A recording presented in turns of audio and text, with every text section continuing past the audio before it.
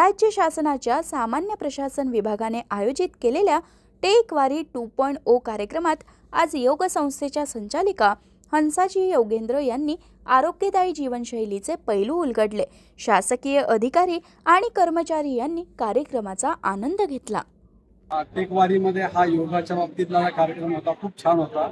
दरवर्षी 21 जूनला आपण आंतरराष्ट्रीय योगा दिन मानतो आणि कार्यक्रम करतो। हंसा योगेंद्रजी मॅडमच्या बरोबर आम्ही काही वर्षापूर्वी आंतरराष्ट्रीय योगा दिना दिवशी सुद्धा इथं आम्ही आसनं केली होती। एवढा जो इनिशिएटिव्ह घेऊन हे टेक वारी 2 जे केलं आहे हे अफलातून कार्यक्रम आहे। आज आयोजित केलेला जो योग रंग जो कार्यक्रम आहे की जीवनामध्ये योगाचं महत्व अधोरेखित करणारा हा कार्यक्रम आहे।